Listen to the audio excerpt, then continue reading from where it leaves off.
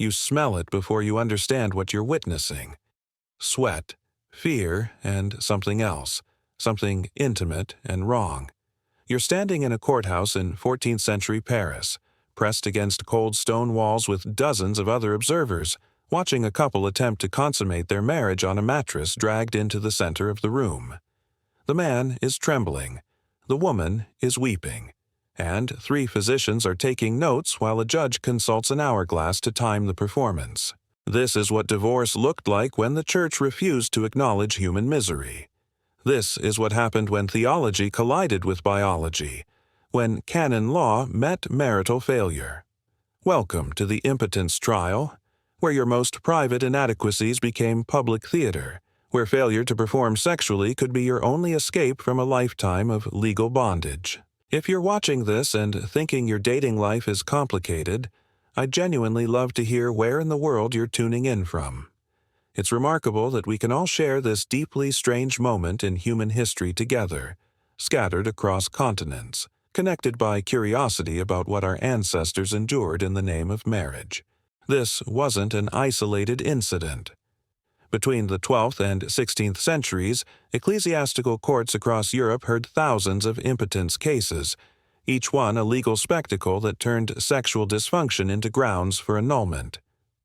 The medieval church had constructed an impossible system.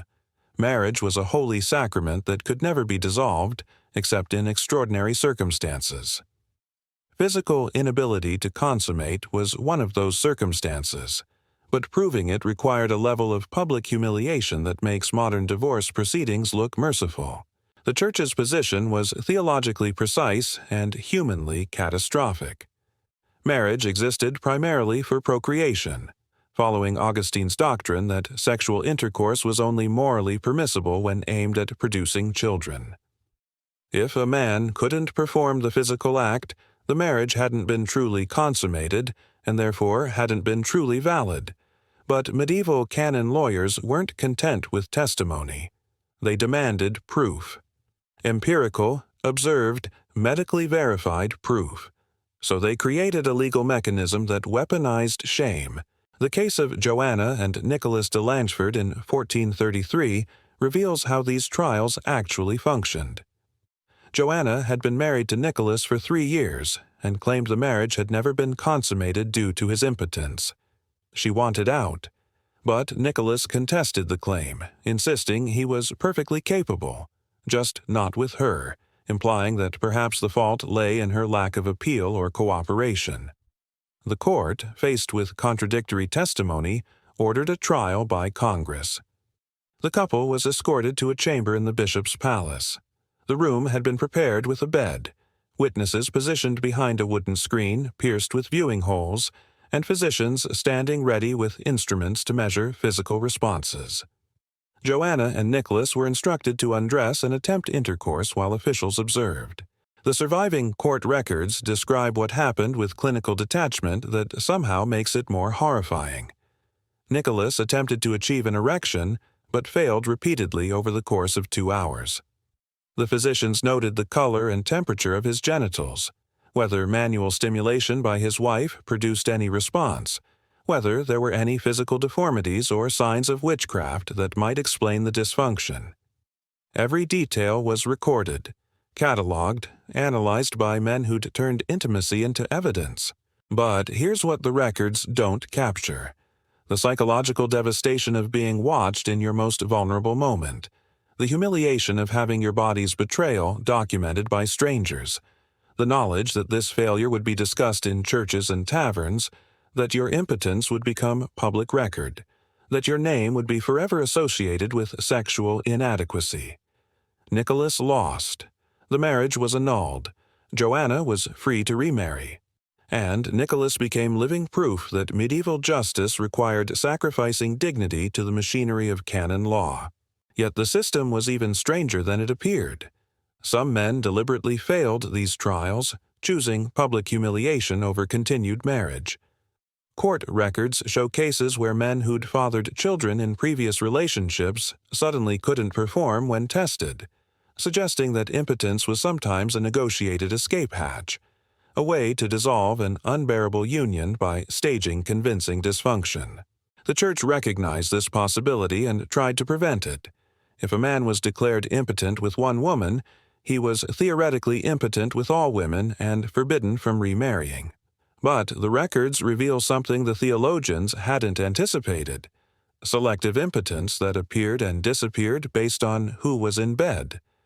Medieval medicine had no framework for understanding psychological erectile dysfunction, so courts twisted themselves into logical knots trying to explain how a man could be potent with one wife and impotent with another.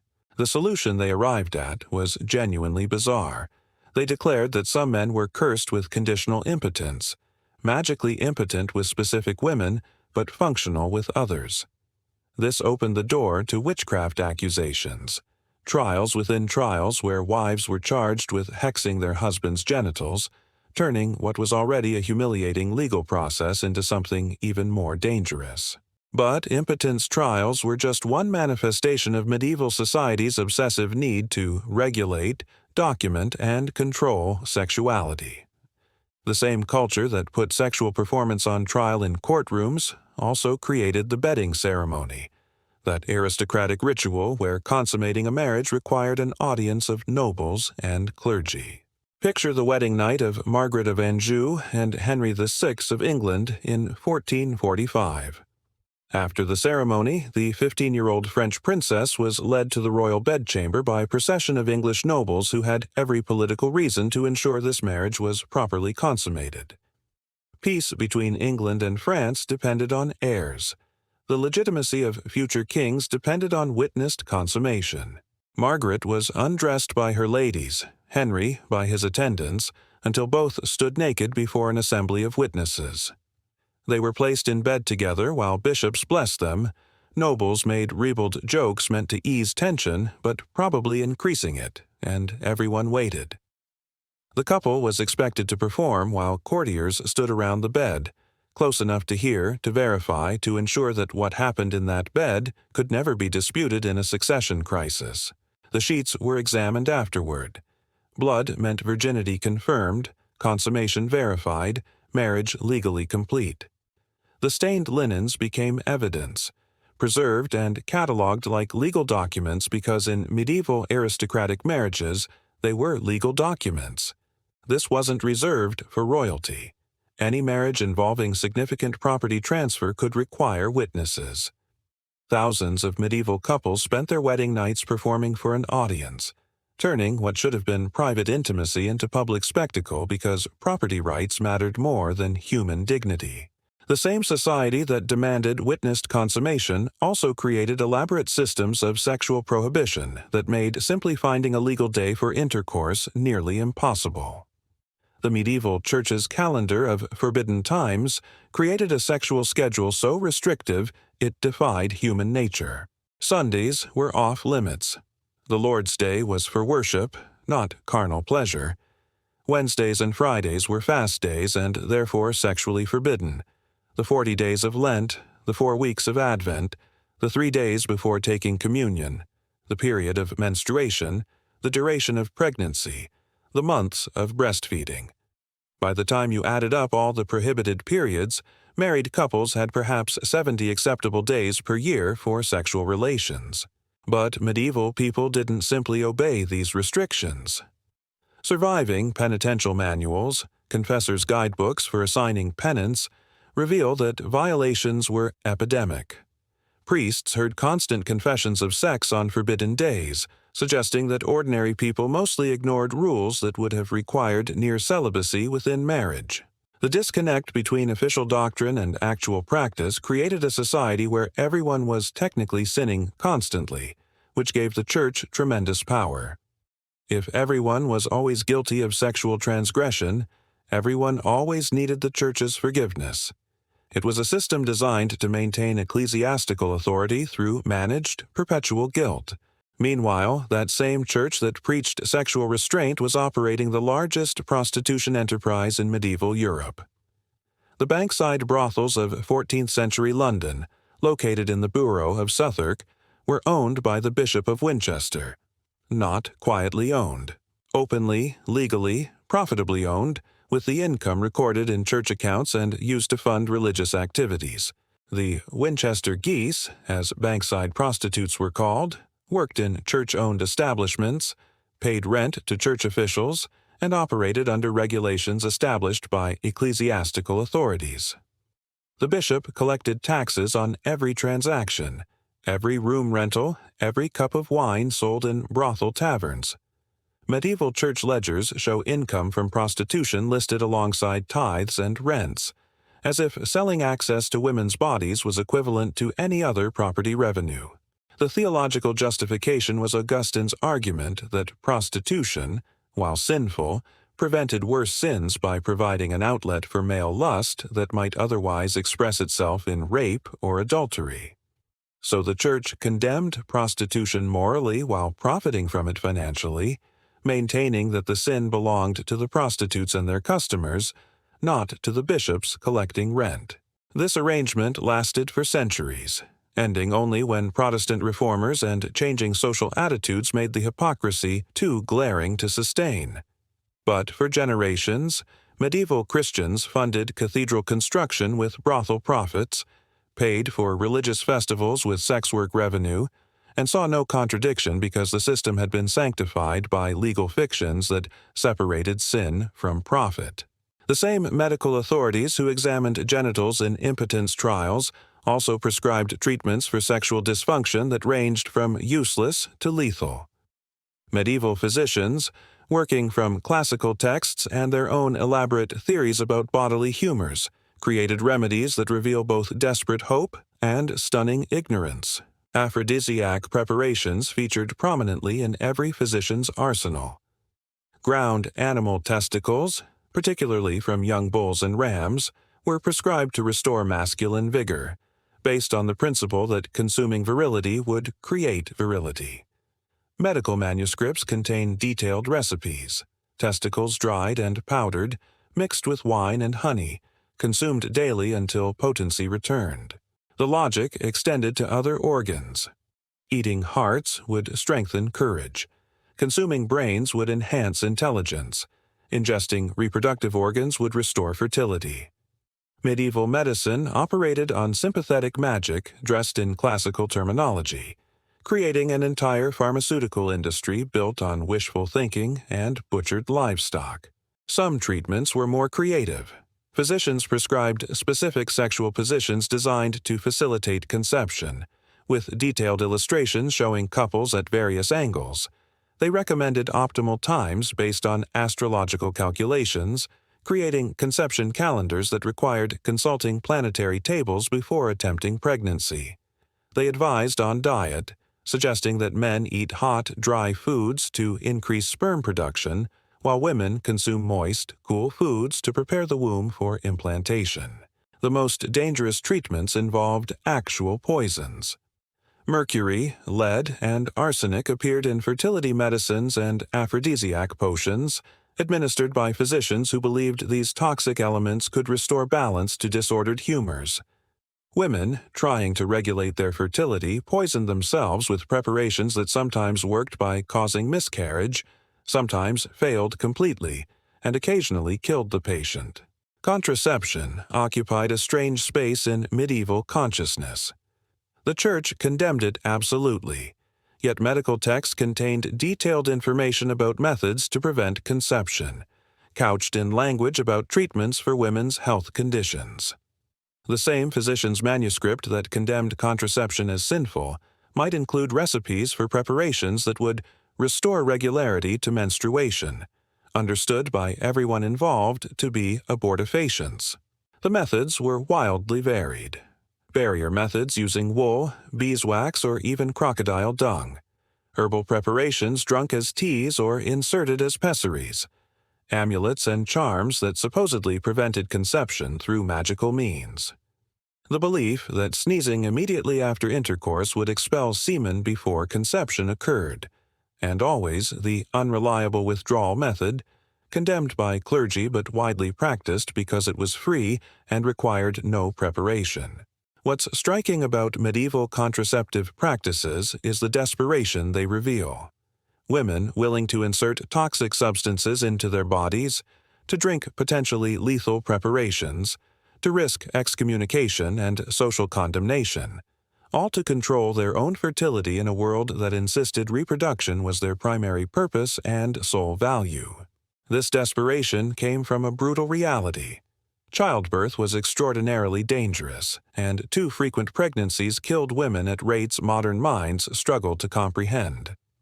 Medieval cemeteries tell the story in skeletal remains. Women in their 20s and 30s showing signs of multiple pregnancies, pelvic damage, and early death. The pursuit of contraception, however dangerous and ineffective, was often a matter of survival.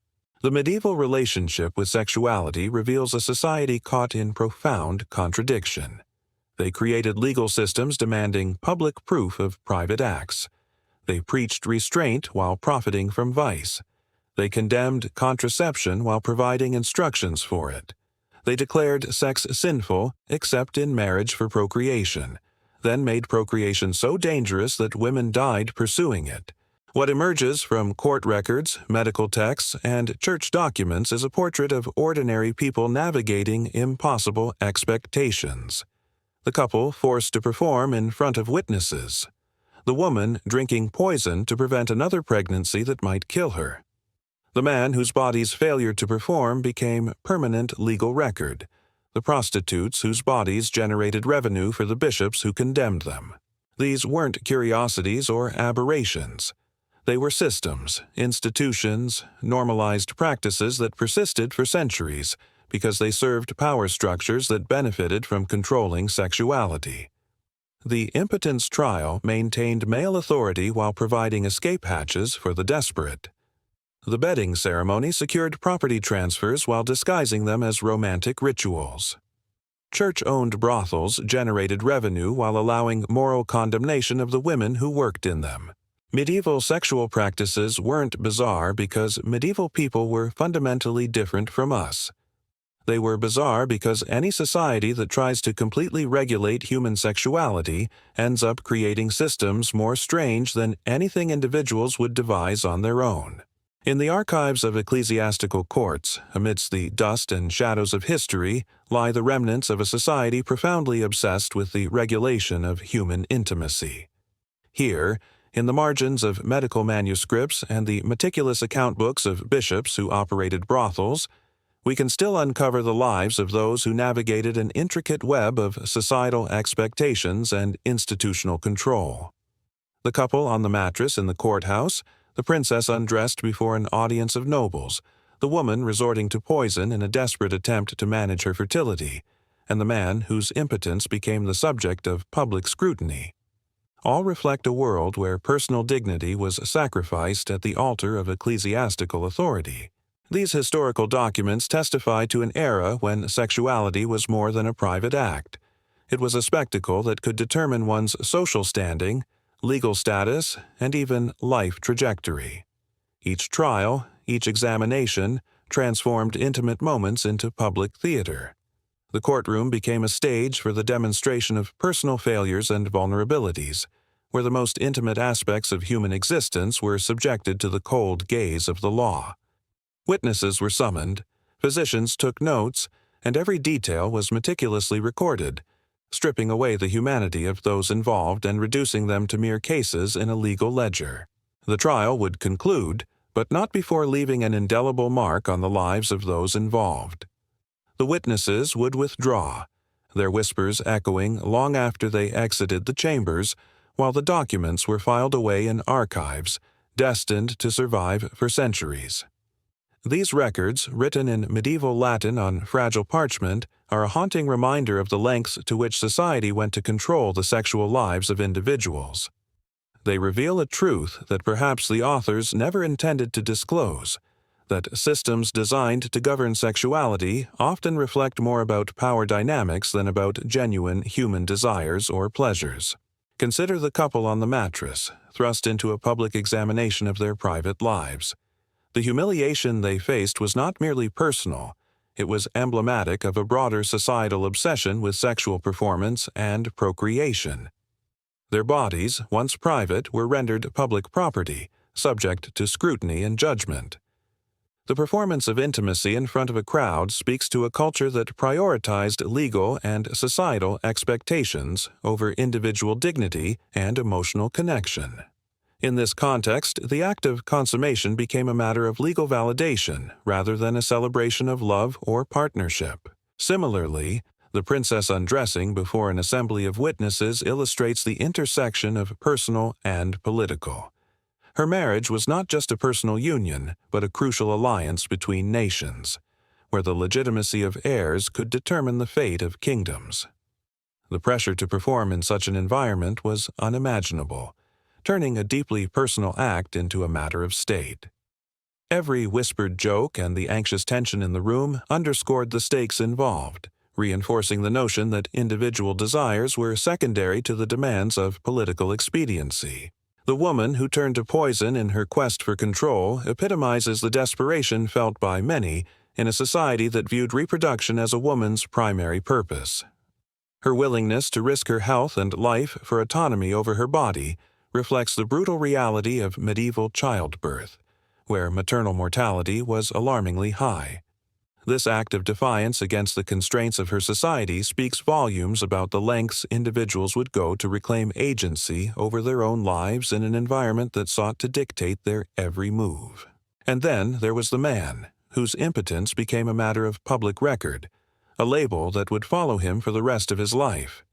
His failure was not just a personal inadequacy, but a societal indictment, reducing him to a mere statistic in a legal system that weaponized shame.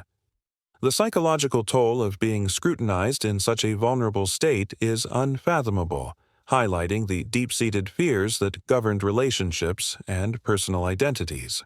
In the end, these documents serve as a powerful reminder of the complexities of human sexuality and the often bizarre systems that emerged to regulate it. They reflect a society caught in a paradox, where the desire for intimacy was entangled with institutional authority, and where the human body was both a source of pleasure and a subject of legal scrutiny.